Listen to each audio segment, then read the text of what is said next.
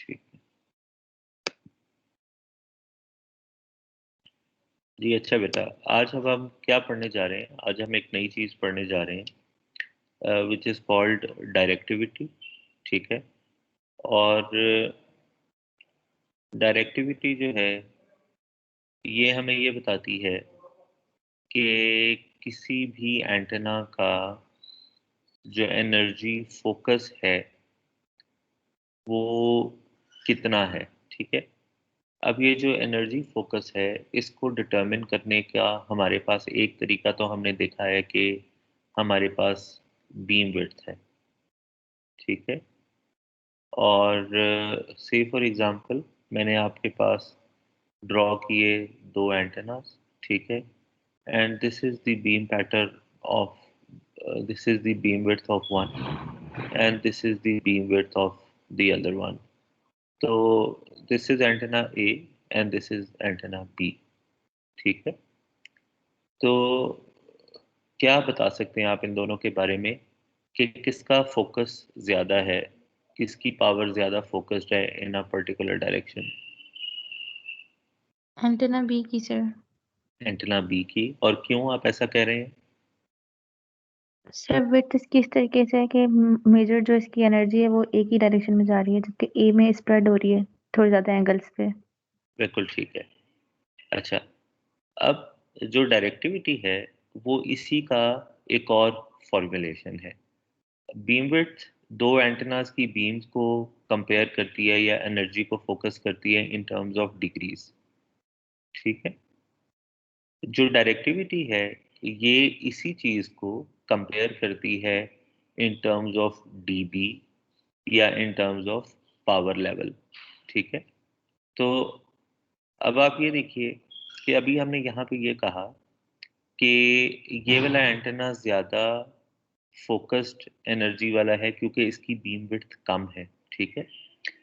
जब हम डायरेक्टिविटी की टर्म्स में बात करेंगे तो अगर मैं आपसे ये पूछूं कि इस इन दोनों में से आपको क्या लगता है कि किस एंटेना की एनर्जी डायरेक्टिविटी ज़्यादा है, तो आपका क्या ख्याल होगा बाय लुकिंग एट इट?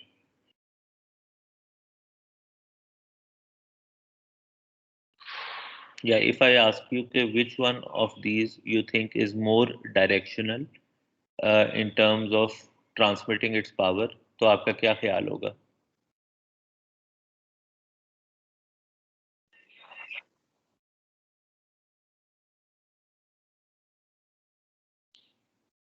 क्यों जनाब? which one of these is more directional in terms of its power transfer, A और B? एंटीना बी होगा सर। एंटेना बी होगा। ठीक है।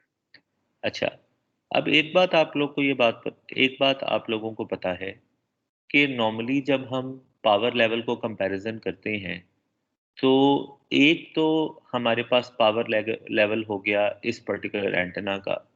दूसरा हमारे पास पावर लेवल क्या होना चाहिए in order to make a fair comparison? क्या हम इस एंटेना की निस्बत पावर लेवल कंपेयर करें? मतलब if I want to tell कि जी इस एंटेना की जो डायरेक्टिविटी है वो ज़्यादा है as compare to this one, तो what I can do is I can say, if I want to say कि कितनी ज़्यादा है, तो what I would do is के I will say power from antenna B divided by power of antenna A. ठीक है। और ये जो मेरे पास रेशियो होगा वो मुझे ये बता रहा होगा कि कितनी ज़्यादा पावर है इनटू अ पर्टिकुलर डायरेक्शन। ठीक है। और इसी को अगर मैं लॉग ले लूँ, 10 लॉग,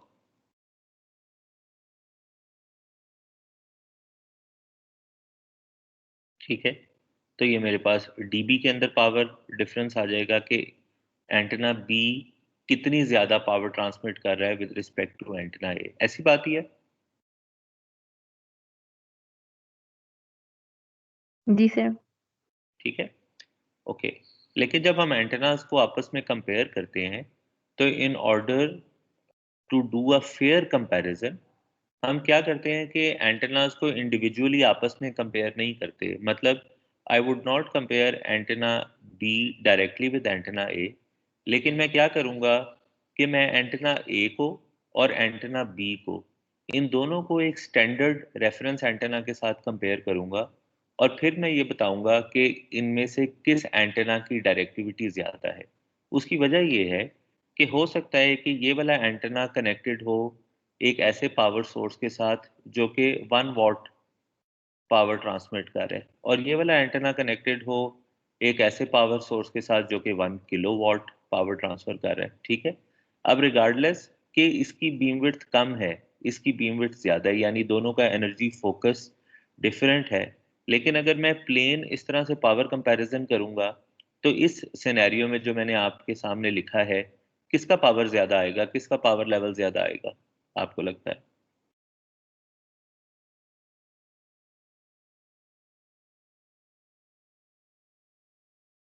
एक ही साथ होगी।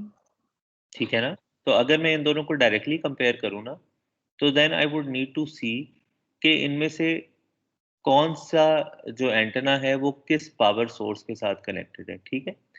तो in order to make a fair comparison मैं क्या करता हूँ कि पावर सोर्सेज़ को कंसीडर नहीं करता, लेकिन मैं इन दोनों की जो पावर फोकस है उसको किसके साथ कंपेयर करता हूँ? I compare that power focus with that of an isotropic antenna, ठीक है? तो अब आप ये देखिए, उससे मेरे पास जो रिज़ल्ट आता है उसको मैं कहता हूँ कि एंटेना की डायरेक्टिविटी। डायरेक्टिविटी में आपके सामने है कि रेडिएशन इंटेंसिटीज़ को हम कंपेयर कर रहे हैं। Radiation intensity is what? Power पर सॉलिड एंगल, ठीक है? पावर पर सॉलिड एंगल, सही है? तो if this is my reference antenna जिसको मैं पी नॉट और ये कह देता हूँ, ठीक है? And this is my standard antenna, ठीक है? पी। तो ये जो power per unit solid angle है, ये एक आइसोट्रोपिक एंटेना के लिए सॉलिड एंगल की क्या वैल्यू होती है?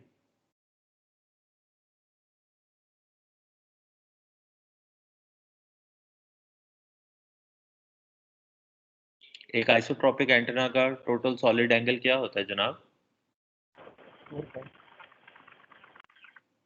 4 पाई, ठीक है? तो अब आप ये देखिए मैं क्या कर रहा हूँ कि मैं ये देख रहा हूँ कि मेरा एक एंटेना किसी भी पर्टिकुलर डायरेक्शन में जो एनर्जी फोकस कर रहा है, ठीक है? अगर मैं इस एनर्जी फोकस को कंपेयर करूं एक आइसोट्रोपिक एंटेना से, तो how much energy is being focused into a particular direction, ठीक है? तो इसी तरह यहाँ पे अगर आप देखिए तो इसको भी मैं कंपेयर करूंगा आइसोट्रोपिक से। एक आइसोट्रोपिक इस तरह से एनर्जी को फोकस कर रहा है इक्वल इन ऑल डायरेक्शंस, ठीक है?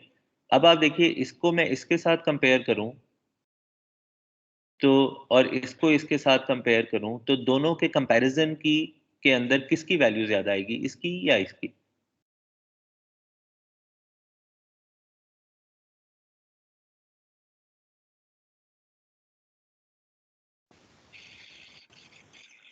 ए की या बी की? With respect to an isotropic antenna, which one do you think is more directive? This one sir or एक that? ही। क्यों?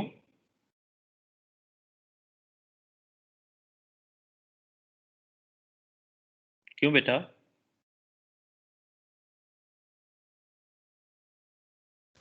सर वो बीम विड्थ ज्यादा है इस वजह से सर। हम बीम विड्थ की देखिए बेटा, you have this beam now, ठीक है? And then you have इस बीम का अपना एक सॉलिड एंगल होगा और then you have total complete sphere, ठीक है? तो किसका सॉलिड एंगल और जो ये है इसका सॉलिड एंगल है 4 पाई। तो आप मुझे ये बताएं कि इसका एनर्जी फोकस डिटरमिन आपने कर लिया और फिर सेम सिनेरियो से इसका एनर्जी फोकस किया, ठीक है? तो which one do you think will give you a higher value, ये वाला या ये वाला?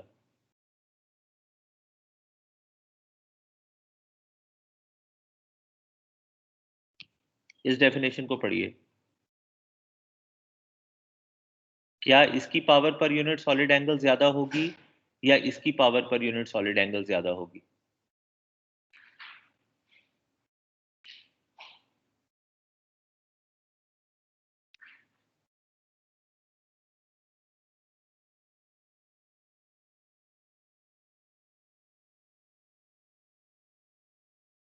समझ लग रही है कुछ या नहीं समझ लग रही? सर एक एरिया ज्यादा नहीं होगा, मतलब सॉलिड एंगल ज्यादा नहीं होगा अगर हम कंप्यूट करना चाहें तो? जी जी, ए का सॉलिड एंगल ज्यादा होगा बेटा, ये तो मैं आपसे पूछ रहा हूँ कि power per unit solid angle किसकी ज्यादा होगी? सर बी की ज्यादा होगी। बी की ज्यादा होगी ना, क्योंकि यहाँ पे सॉलिड एंगल छोटा है।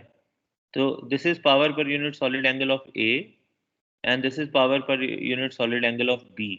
तो नाउ किसकी ज्यादा होगी? ए की ज्यादा होगी या बी की ज्यादा होगी?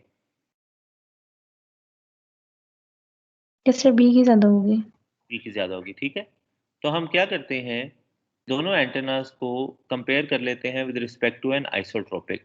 और उसकी वजह यह है कि आइसोट्रोपिक एक ऐसा एंटेना है जिसका सॉलिड एंगल मैक्सिमम है, ठीक है। तो in order to compare two antennas, हम उन दोनों की डायरेक्टिविटी को कंपेयर कर लेते हैं against the maximum solid angle which is possible. ठीक हो गया, 4 पाई। तो यहाँ पे डायरेक्टिविटी की डेफिनेशन हमने ये कहा हुआ है कि average radiation intensity is equal to the power radiated by, अच्छा ये sorry, the ratio of the radiation intensity in a given direction from the antenna to the direction of intensity averaged over all directions. तो averaged over all directions का मतलब ये है कि this is the, we are talking about an isotropic antenna. ठीक है। तो now जो ये वाला है radiation intensity, this is power radiated divided by 4 pi and this is the radiation intensity of the particular antenna जिसमें हम interested हैं, ठीक है। तो that's how you determine कि how much is the directivity of the antenna। अब आप ये देखिए, इसने रेडिएटेड पावर को भी अपने अंदर इनकॉर्पोरेट कर लिया और इसने रेडिएशन इंटेंसिटी जो कि हमारे एंटेना की आएगी उसको भी इनकॉर्पोरेट कर लिया। इसको आगे जाके हम कुछ एग्जांपल्स देखेंगे तो आपको पता चल जाएगा कि मुख्तलिफ एंटेनास का गेन किस तरह से कंपेयर होता है। ओके, जो डायरेक्टिविटी है, हमें ये बात पता है कि हमारे जो इलेक्ट्रोमैग्नेटिक वेव है इसके अंदर दो कंपोनेंट्स हैं, ठीक है। One is E, the other one is H, ठीक है। ई फील्ड का कंपोनेंट एंड एच फील्ड का component. Further on, if you look at a 3D pattern, ठीक है, अगर आप एक 3D पैटर्न को देखें तो you have some energy in phi direction and then you have some energy in theta direction, ठीक है। तो अब हमने क्या किया, इन ऑर्डर टू स्प्लिट या इन ऑर्डर टू डिटरमिन कि एक एंटेना कितना डायरेक्टिव है इन थीटा एंड फाई, हम अपनी डायरेक्टिविटी को डिवाइड कर लेते हैं इन टू पार्ट्स, थीटा प्लेन में और फाई प्लेन में। और इसकी एग्जांपल इस तरह से देखिए,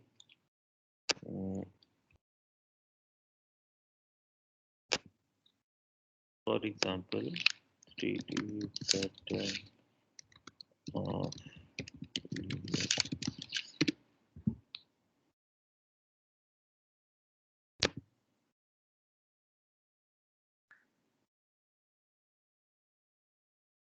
चलें, ये वाला पैटर्न को देखिए और इसको विजुअली देख के आपको क्या लगता है, इस साइड पे थीटा है और इस साइड पे फाई, सॉरी इस साइड पे फाई है और इस साइड पे थीटा है, ठीक है।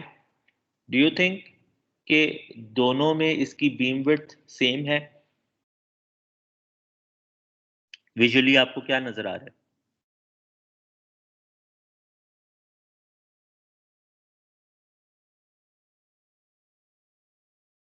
क्यों जनाब, विजुअली आपको क्या नजर आ रहा है? सर सेम तो नहीं है। अच्छा, सिमेट्रिक नहीं लग रहा देखने में आपको?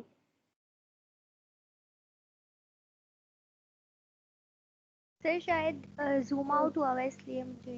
अच्छा चलें, इसको देखिए, ये तस्वीर नजर आ रही है आपको? जी sir. Okay, this is your phi and this is your theta, ठीक है। इफ आई आस्क यू कि फाई में इसकी बीम विड्थ कितनी है और थीटा में इसकी बीम विड्थ कितनी है, या मैं अगर आपसे ये पूछूं कि फाई में इसकी बीम विड्थ ज्यादा है या थीटा में इसकी बीम विड्थ ज्यादा है, तो आपका क्या ख्याल होगा इसके बारे में?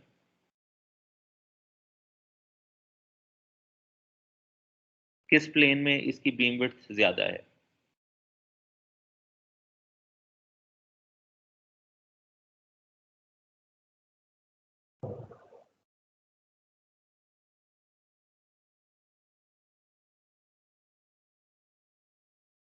सर दोनों में सेम नहीं बन रही, सिर्फ रेडियस चेंज है, वो तो हम देख नहीं रहे।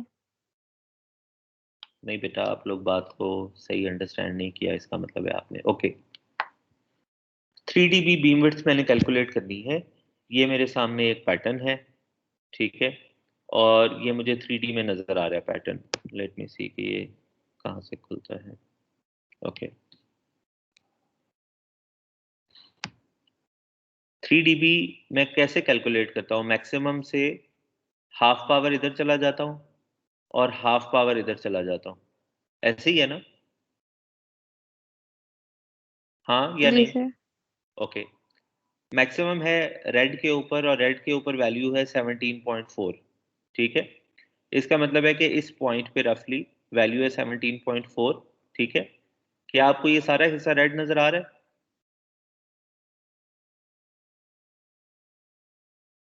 Can you see it? Yes sir. ठीक है, अच्छा। और इस डायरेक्शन में आप देखिए, इस डायरेक्शन में, थीटा की डायरेक्शन में, आपको ये मेरे माउस का कर्सर नजर आ रहा है, एरो? इस डायरेक्शन में देखिए, तो मैक्सिमम से इस डायरेक्शन में आइए और मैक्सिमम से इस डायरेक्शन में जाइए। अब बताइए कि आपको क्या लगता है कि किस डायमेंशन में इसकी बीम विड्थ ज्यादा है और किस डायरेक्शन में कम है?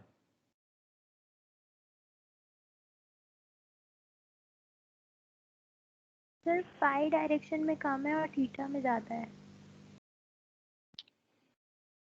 उल्टा नहीं बोल रहे बेटा? उल्टा नहीं है सर, इसमें उल्टा बना हुआ है, मतलब तो आप इस तस्वीर के पर्सपेक्टिव से बताएं ना बेटा। इस पर्सपेक्टिव से तो हाँ मैंने उल्टा बोला है सर। हाँ जी, क्या बाकी सारे लोग इस बात से अग्री करते हैं और सारों को ये बात समझ आ गई है कि नहीं? सर रिपीट कर देंगे बाद में। बेटा मुझे ये बताइए कि अगर मैं यहाँ से यहाँ वेरी कर रहा हूँ, ठीक है, यहाँ से यहाँ मूव कर रहा हूँ, तो मैं थीटा थीटा को वेरी कर रहा हूँ, यानी इस पॉइंट के ऊपर जहाँ पे जेड का निशान है, यहाँ पे थीटा इज इक्वल टू 0 है, ठीक है। जब मैं इस डायरेक्शन में मूव करता हूँ तो मैं थीटा की पॉजिटिव वैल्यू में वेरी कर रहा हूँ, ठीक है। तो इसका मतलब है कि यहाँ से यहाँ मेरा थीटा चेंज हो रहा है। रेड सर्कल के ऊपर जब मैं मूव कर रहा हूँ तो मेरा फाई चेंज हो रहा है, ठीक है। अब मैं आपसे ये पूछ रहा हूँ कि अगर मैं फाई सर्कल में मूव करता हूँ और मैं आपसे कहता हूँ कि मैं इस पैटर्न के लिए आप 3 dB बीम विड्थ या half power beam width calculate करें, और मैं ग्रीन सर्कल पे मूव करता हूँ और आपसे कहता हूँ कि half power beam width calculate करें, तो किस केस में आपके पास ज़्यादा वैल्यू आएगी? ग्रीन सर्कल पे मूव करके या रेड सर्कल पे मूव करके?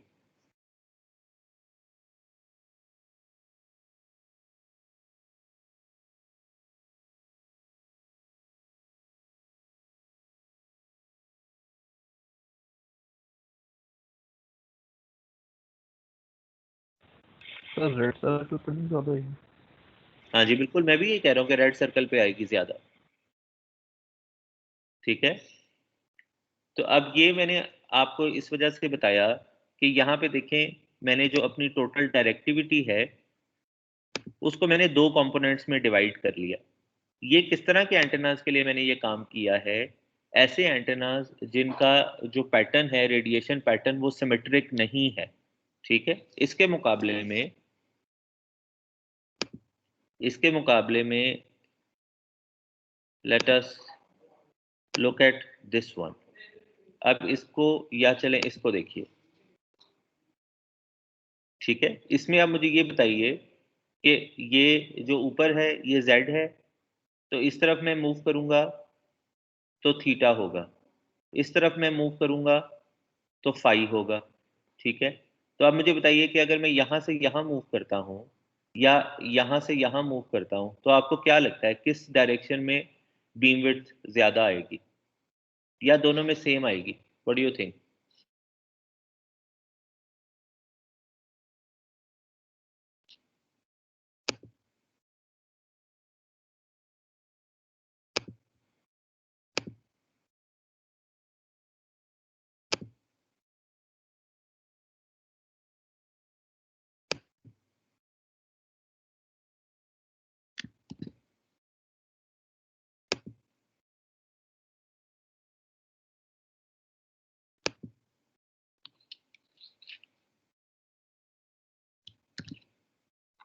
उसी तरह से बेटा जिस तरह मैंने वहां पे किया हुआ था, let us make an axis over here, ठीक है, दिस इज z, ओके, और एक सर्कल ऐसे बना हुआ था। अब if I want to determine, और ये यहाँ पे थीटा वेरी हो रहा है, ठीक है, this is theta is equal to 0 degrees, ठीक है, and then I can have another circle. इस पेन का कलर अगर मैं चेंज कर दूं तो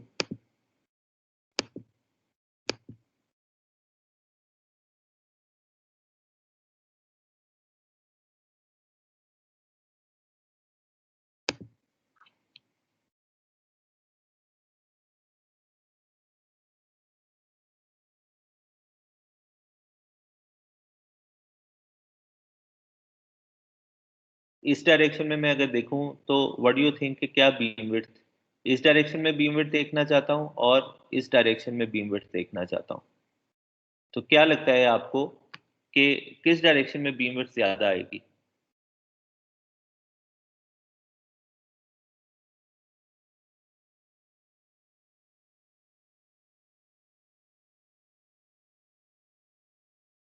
ये रेड वाली जो लाइन है ये थीटा की लाइन है, और ये वाली जो ब्लैक लाइन है ये फाई की लाइन है, ठीक है, जिसमें मेरा फाई वेरी कर रहा है। व्हाट डू यू थिंक कि मेरी बीम विड्थ किस में ज्यादा आएगी?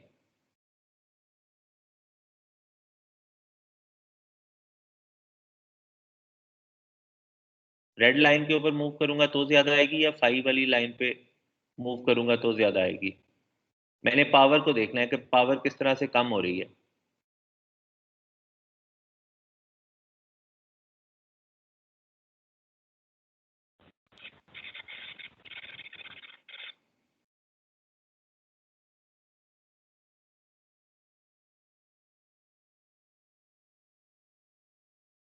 जी बेटा कुछ बोल नहीं रहे आप लोग।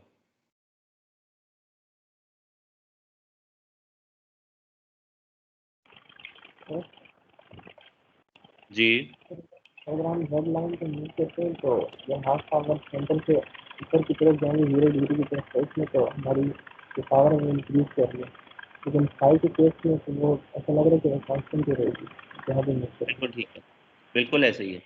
अगर हम रेड के ऊपर मूव कर रहे हैं तो आपकी पावर चेंज हो रही है, जिसका मतलब है कि probably from this point two this point you can determine कि इसकी 3 dB बीम विड्थ कितनी है, ठीक है। जब इस तरह से हम मूव तो हमारे पास ऐसी कोई चेंज नहीं आ रही, ठीक है, all the energy is constant. Now compare ये वाली रेड लाइन एंड दिस वाली ब्लैक लाइन, ठीक है, इन दोनों को प्लीज कंपेयर कीजिए, जो कि क्या हो जाएगी। अब हम क्या करेंगे कि थीटा को वेरी करेंगे, लेकिन for red line phi is equal to 90 degrees, and for this line phi is equal to 0 degrees, जो ब्लैक लाइन है। तो आप बताइए। और अब दोनों में सेम है। उन दोनों में सेम है, ठीक है, ओके। तो अब आप ये देखिए कि ऐसे जो भी पैटर्न्स हैं जिसमें हमारे पास सिमेट्री है for phi is equal, for when we move around phi, ठीक है, तो उसमें हम अपनी डायरेक्टिविटी को कैलकुलेट कर लेंगे किस तरीके से।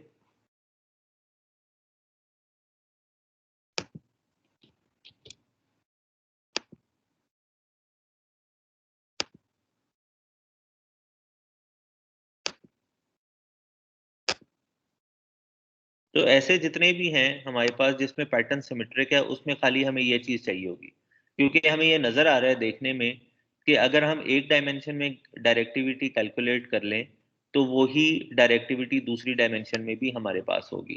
लेकिन if we have two components, ठीक है, जिसको हमने यहाँ पे थीटा और फाई लिख लिया है, तो नॉर्मली हम क्या करते हैं, वी डिटरमिन कि इन दोनों प्लेन्स में जो ऑर्थोगोनल पोलराइजेशन हैं या जो ऑर्थोगोनल प्लेन्स हैं, और हम उसको डिफाइन कर लेते हैं, एक को फाई इज इक्वल टू 0 के लिए और phi is equal to 90 degrees के लिए, ठीक है। तो उसमें से एक कंपोनेंट को हम थीटा कंपोनेंट कह देते हैं और एक को फाई कंपोनेंट कह देते हैं, सही है। तो इन दोनों में हमारी अगर हमें विजुअली नजर आ रहा है कि हमारा पैटर्न जो है वो नॉन सिमेट्रिक है या अनइवन है, तो फिर हम दोनों कंपोनेंट्स की अलग अलग डायरेक्टिविटी को कैलकुलेट करते हैं, ठीक है।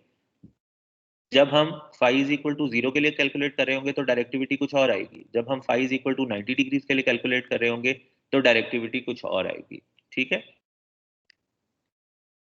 ओके, अब इस एग्जांपल को देखिए, ये आपकी बुक में एग्जांपल है। इसमें आपको ये कहा गया है कि रेडिएशन इंटेंसिटी आपके पास गिवन है, और चलें इसको आप मुझे ये बताइए कि if you have a radiation intensity given over here, तो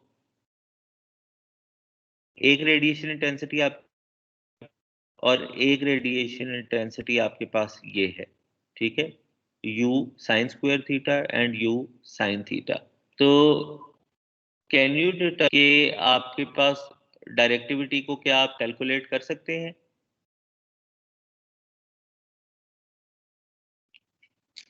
late us see the example exact.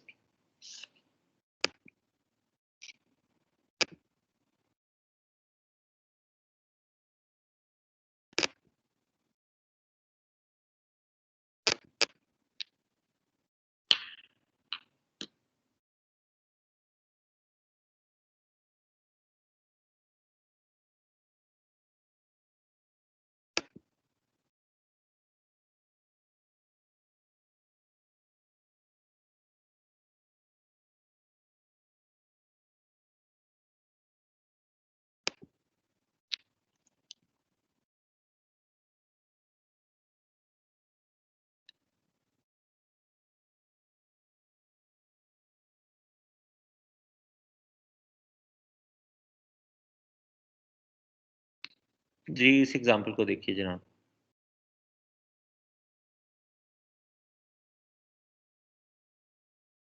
इसको पढ़िए जी।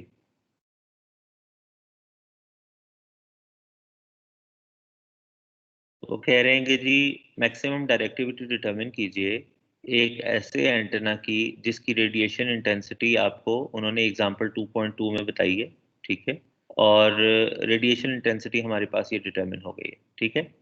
Right an expression for the directivity as a function of the directional angles theta and phi, ठीक है। तो जो radiation intensity उन्होंने आपको बताई है एग्जांपल 2.2 में, वो ये लिखी हुई है, which is A not sine theta, ठीक है। अब आप देखिए कि जो मैक्सिमम रेडिएशन इंटेंसिटी है जो इसकी निकल सकती है, क्योंकि क्या एक्सप्रेशन है, तो वी नो कि for theta is equal to pi by 2 it will have maximum directivity, ठीक है। या अगर हम इसमें ये डिटरमिन करना चाहें कि मैक्सिमम पावर किस डायरेक्शन में होगी, तो theta is equal to pi by 2 के लिए और theta is equal to minus pi by 2 के लिए, यानी प्लस 90 माइनस 90, इन दोनों डायरेक्शन में we will have maximum intensity, ठीक है। तो यू मैक्स जो है वो हमारे पास क्या आ गया, A not. Okay, now let's see आगे क्या है। फर्दर ऑन उन्होंने पीछे ये किया हुआ है कि 2.2 एग्जांपल में देव डिटरमिन्ड के रेडिएटेड पावर की ये वैल्यू है। Now we want to determine what is the expression for directivity. तो if you look at it,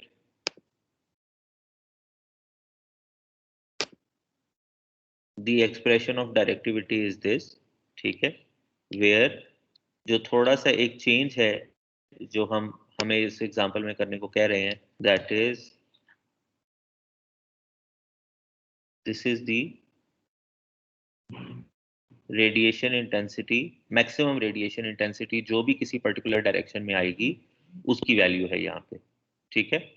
तो अगर हम इस फॉर्मूला में वैल्यूज डालें तो what we get 4 pi, radiation intensity जो मैक्सिमम है उसकी वैल्यू आ गई है हमारे पास ए नॉट, और बाकी let us C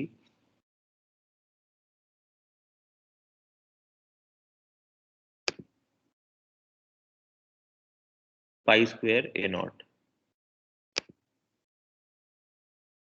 divided by pi square A naught.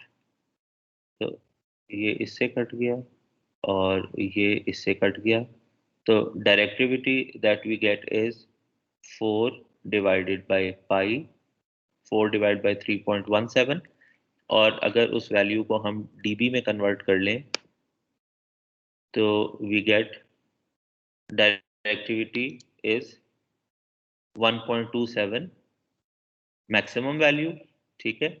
और उन्होंने हमें ये कहा है कि आप डायरेक्टिविटी को लिखें as an expression of theta and phi components, ठीक है। तो जो हमें रेडिएशन इंटेंसिटी बताई गई उसमें खाली एक कंपोनेंट है जिस डायरेक्शन में रेडिएशन इंटेंसिटी चेंज हो रही है, ठीक है। जिस तरह इफ यू रिमेंबर मैंने आपको तस्वीर दिखाई थी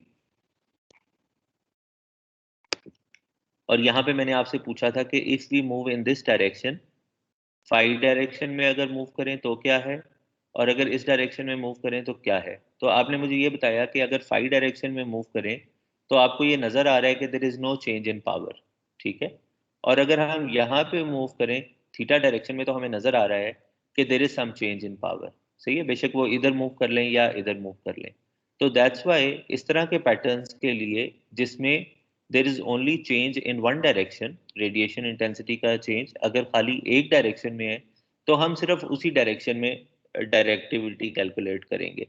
लेकिन अगर हमारे पास रेडिएशन इंटेंसिटी का चेंज बोथ डायरेक्शंस में है, इसमें भी और इसमें भी, जिस तरह के इस तस्वीर में आपको नजर आ रहा था, तो फिर हम दोनों डायमेंशंस में डायरेक्टिविटी को कैलकुलेट करेंगे और ओवरऑल जो डायरेक्टिविटी होगी वो उसका कॉम्बिनेशन होगी, ठीक है। समझ लग गई बात यहाँ तक या नहीं?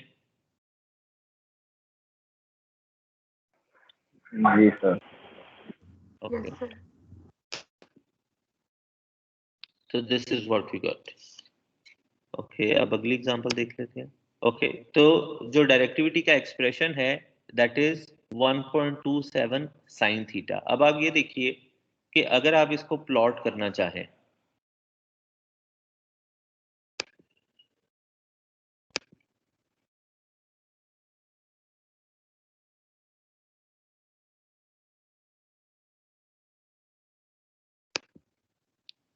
इस एक्सप्रेशन को अगर आप पोलर प्लॉट करें इसका,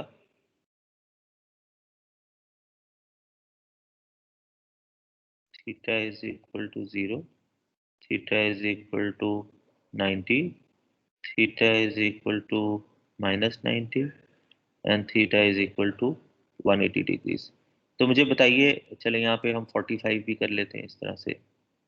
तो मुझे थोड़ा बताएंगे कि थीटा इज इक्वल टू 0 पे इसकी क्या वैल्यू आएगी? 0 आएगी। थीटा इज इक्वल टू 90 पे इसकी क्या वैल्यू आएगी?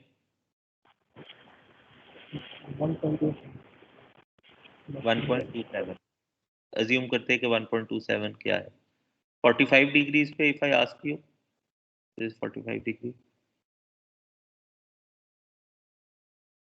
45 डिग्रीज पे जरा कैलकुलेट करके बताते हैं। यहाँ आएगी, यहाँ आएगी।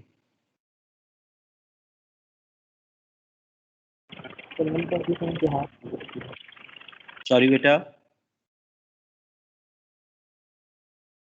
1.27 के हाफ 1.27 का हाफ ले लूं, चले 0.6 के 0.6 के करीब आएगी। तो if you look at it, 0 over here, तो समथिंग ये कुछ इस तरह से बनेगी इसकी डायरेक्टिविटी, ठीक है। तो जिस तरह से हमें रेडिएशन इंटेंसिटी नजर आ रही है उसी तरह से इसका गेन भी वेरी कर रहा है।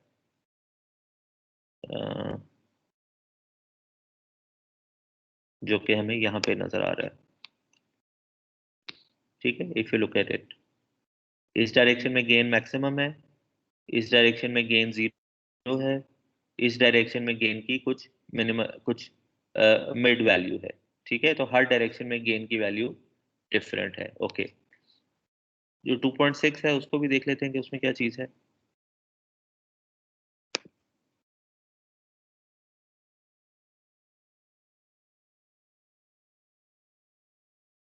इसको देखिए जी, इसमें क्या कहा है उन्होंने 2.6 को, कह रहे जी के radial component of power density, ये क्या होता है, इन्फिनिटेसिमल डाइपोल क्या होता है, इसको आगे जाके देखेंगे। लेकिन फॉर एग्जाम्पल लेट अस से कि वी हैव एन एंटेना जिसका जो पॉइंटिंग वेक्टर है उसका ये एक्सप्रेशन है A not sine square theta over R square, और हमने डिटरमिन क्या करना है अगेन इसकी, इसमें से हमने डायरेक्टिविटी इसकी कैलकुलेट करनी है। ओके, बता सकते हैं इसको कैसे अप्रोच करेंगे हम, क्या करना चाहिए हमें? सबसे पहले क्या करें, अभी तक जो हमने पढ़ा है उसकी रोशनी में मुझे बताइए।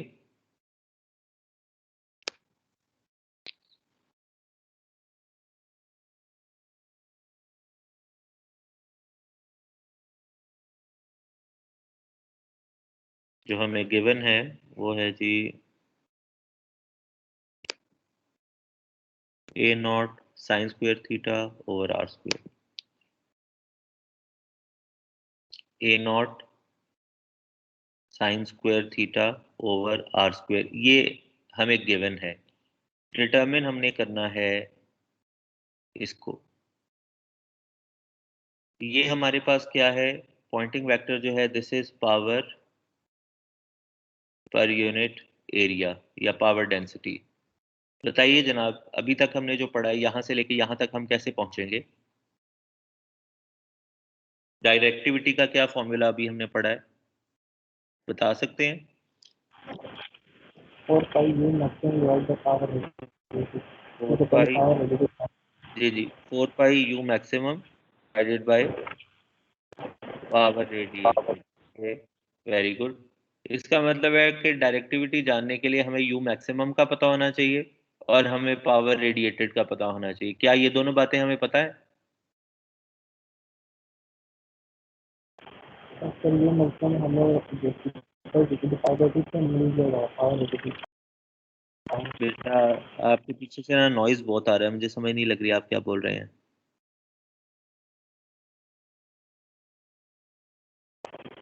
तो u maximum theta is equal to power relative से मिल जाएगा। यू मैक्स, पहले यू कहाँ से आएगा? पहले तो यू डिटरमिन करेंगे तो यू मैक्सिमम आएगा ना। ये बात सही है कि आपको नजर ऐसा, आप कह रहे हैं कि जी यू मैक्सिमम, यू को आप डिटरमिन कर लें at theta is equal to pi by two, ठीक है, लेकिन मैं आपसे ये कह रहा हूँ कि अभी तो हमारे पास यू नहीं है, हमारे पास एवरेज पॉइंटिंग वेक्टर है, तो इसका मतलब है कि हमें यू भी डिटरमिन करना है, और दूसरा हमें डिटरमिन करनी है रेडिएटेड पावर। तो बताइए अभी तक हमने जो पढ़ा है हम कैसे डिटरमिन कर सकते हैं इसका और इसका आपस में कोई ताल्लुक हमने पढ़ा था, रेडिएशन इंटेंसिटी का, और सर क्वांटम वेक्टर को आप कैसा मल्टीप्लाई करेंगे तो हमें ये मिल जाएगा। ये यहाँ पे भी गिवन है, पॉइंटिंग वेक्टर को आर स्क्वायर से मल्टीप्लाई कर दें तो हमें रेडिएशन इंटेंसिटी मिल जाएगी, तो यू, इस एक्सप्रेशन को अगर हम मल्टीप्लाई कर देते हैं तो we get a sine square theta, ठीक है। यू मैक्सिमम आप कह रहे हैं जी हम डिटरमिन कर लें theta is equal to pi by two, तो वी गेट ए नॉट, ऐसे ही है, यू मैक्सिमम यही आता है।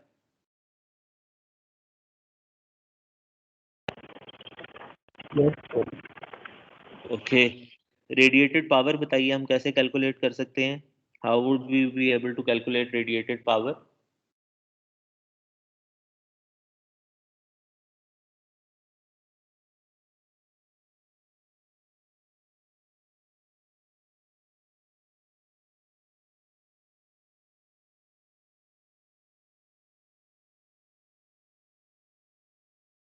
बताइए जनाब, एनी थॉट्स?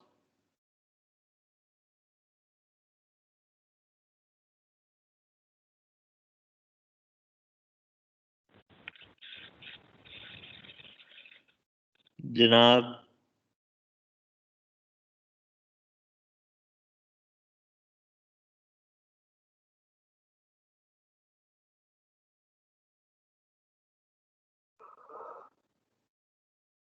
जी बच्चों,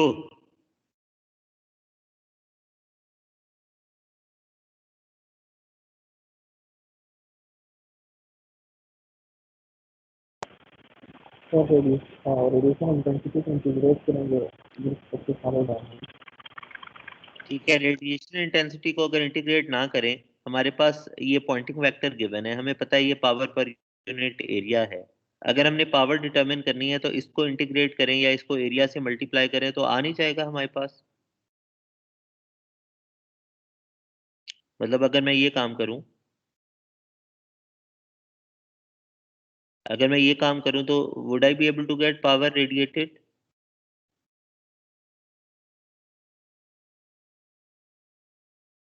क्यों जनाब? जी सर, इसको यहाँ ओके, तो अब मैं रेडिएशन इंटेंसिटी से भी मैं ये काम कर सकता हूँ, लेकिन चलें, A not sine square theta over R square, और ds मेरे पास क्या होता है स्फेरिकल कोऑर्डिनेट सिस्टम में? R square sine theta d theta d phi.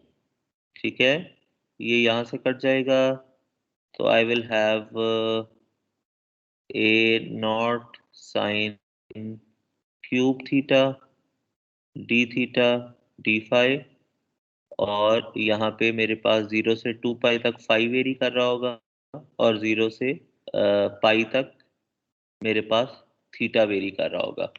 If I solve this, तो I will get radiated power. Let us check from the book as well if you are doing it correctly. ठीक है जी, R square A not sine square theta pi by 2। Okay, तो बेशक आप देखिए power per unit solid angle, बेशक आप उसे रेडिएटेड निकाल लें, बेशक आप जो है वो पावर पर यूनिट एरिया और एरिया से आप उसको कर लें। ठीक है, तो eventually you will end up with this expression sign cube theta d theta और डी फाई। ठीक है, तो जब इन्होंने इसको सॉल्व किया तो they got up with 8 pi divided by 3 into A not. इसको बेशक आप वेरीफाई कर लीजिएगा, क्योंकि यहाँ से डी फाई के लिए तो डायरेक्टली 2 पाई आ जाएगा, तो what we will have is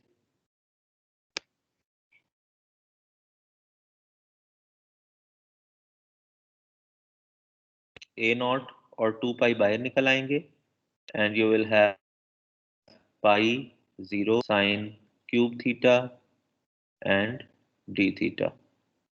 ठीक है, तो इसको आप sine theta into sine square theta, फिर साइन स्क्वायर थीटा को 1 plus cos 2 theta divide by 2, उस तरह से आप इसको कीजिएगा, लिमिट्स पुट कीजिएगा, तो आपके पास इसका आंसर आ जाएगा, and you will end up with what they have mentioned 8 pi divided by 3 into A not.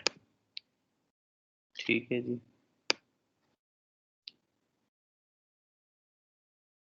8 pi divided by 3 into A not. तो अब आप देखिए कि now are you ready to put all the values in here? You have 4 pi, you have U maximum की value, and you have radiated power की value. तो क्या आएगा जनाब? 4 पाई इंटू ए नॉट, जो कि ये आ गई है, divided by 8 pi A not into 3, इस तरह से कुछ। तो ए नॉट से कट गया, एंड तो आई गेट 3/2, यानी कि 1.5। सही है, तो 1.5 निकली मेरे पास डायरेक्टिविटी, और डायरेक्टिविटी का अगर जेनेरिक एक्सप्रेशन देखें तो I have 1.5 sign square theta. ठीक है, 1.5 साइन स्क्वायर थीटा या साइन थीटा, क्या आएगा जनाब?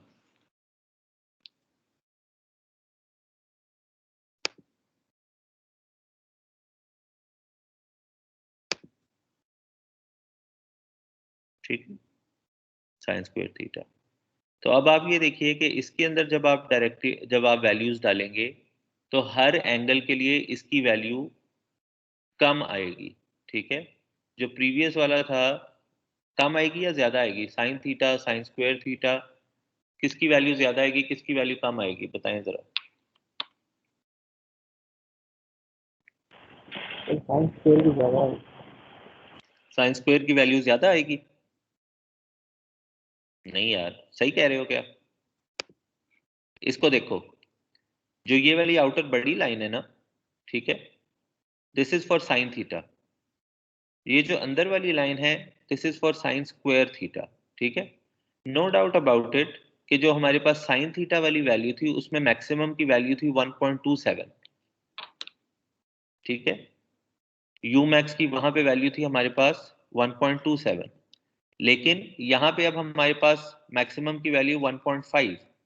तो ये बात तो सही है कि मैक्सिमम डायरेक्टिविटी इसकी ज्यादा है, और बाकी आप देखिए कि बाकी पॉइंट्स पे इसकी वैल्यू कम है, जिसका मतलब ये हुआ कि इसका जो एरिया है, जो ये बीम एरिया कवर कर रहा है, वो थोड़ा होगा, और जो दूसरे वाला एंटेना बीम एरिया कवर कर रहा है वो ज्यादा होगा।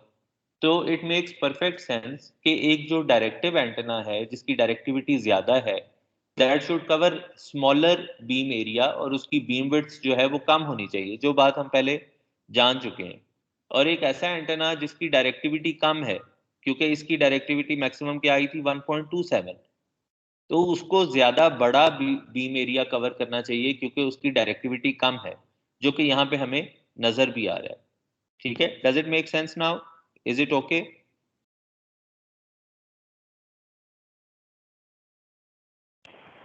सर जी बेटा। Yes sir.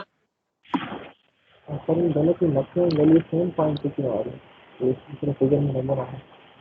सॉरी बेटे। सर दोनों की जो डायरेक्टिविटी की जो मैक्सिमम वैल्यू है वो सेम पॉइंट पे नहीं आ रही है यहाँ पे? जी जी, वो मैं आपको बता देता हूँ कि वो क्यों सेम आ रही है। एक्चुअली ये जो प्लॉट है आपके सामने उन्होंने बनाया हुआ, ये नॉर्मलाइज्ड प्लॉट है, इसको हम बोलते हैं this is a normalized plot, ठीक है। तो जो नॉर्मलाइज्ड प्लॉट है उसमें आपको पता है कि हम मैक्सिमम जो वैल्यू है उससे बाकी सारी वैल्यूज को डिवाइड कर देते हैं। तो इस वजह से इन दोनों प्लॉट्स की मैक्सिमम वैल्यू आपको 1 नजर आ रही है सेम, और बाकियों को कंपेयर करने के लिए, उसकी बीम विड्थ को कंपेयर करने के लिए उन्होंने आपस में इसको नॉर्मलाइज किया। तो that's why you are getting दोनों की मैक्सिमम वैल्यू इक्वल टू 1। हालांकि ऐसा है नहीं। अगर आप एक्चुअल कंपेयर करना चाहते हैं इन दोनों को, अगर आप प्लॉट करना चाहते हैं, तो यू हैव टू प्लॉट, यानी बेशक आप चाहें तो आप ये छोटी सी एक्सरसाइज करके देख सकते हैं मैटलैब में। You have two expressions, one is d is equal to 1.27 sin theta, and the other expression is, इसको d1 कर लें, इसको d2 कर लें, the other expression is 1.5 sin square theta। ठीक है, इन दोनों को आप बेशक प्लॉट करके देखिए इसमें मैटलैब में polar plot, theta is equal to 0 यहाँ पे, 90 यहाँ पे, 180 यहाँ पे, और 270 यहाँ पे। ठीक है, तो फिर आपको पता चल जाएगा कि आप जब देखेंगे तो आपको अंदाजा हो जाएगा कि किसकी डायरेक्टिविटी ज्यादा है, किसकी डायरेक्टिविटी कम है, और आप उसको नॉर्मलाइज करके भी प्लॉट करके देख सकते हैं और नॉर्मलाइज के बगैर भी देख सकते हैं। अब आप ये देखिए कि अगर आप इसको नॉर्मलाइज कर लेंगे तो ये 1.27 खत्म हो जाएगा, यहाँ पे 1.5 खत्म हो जाएगा।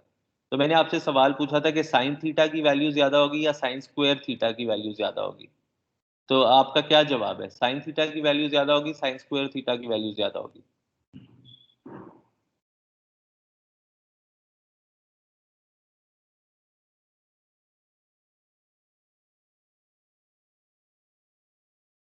जी बेटा।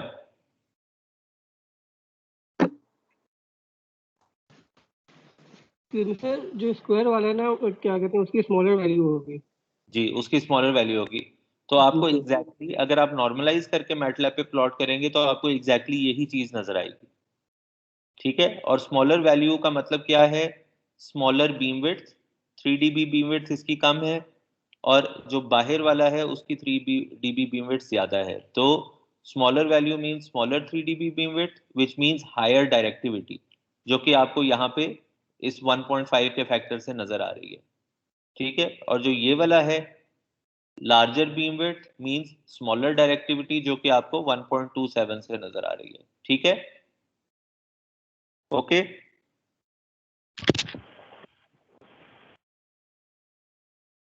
जी बच्चों, ओके और नॉट? Okay sir. चलो ठीक है बेटा, क्लास को ख़त्म करते हैं यहाँ पे और कल दोबारा मुलाकात करेंगे। आगे हम शुरू करेंगे इसी पॉइंट से।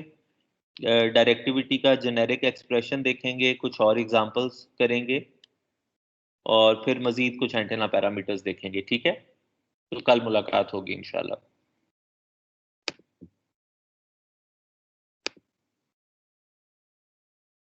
अगर कोई सवाल है तो मुझे बता दीजिए, वरना इजाज़त दीजिए। ठीक है सर, अल्लाह ने गुमान। ओके बेटा, अल्लाह हाफिज़, अस्सलाम वालेकुम।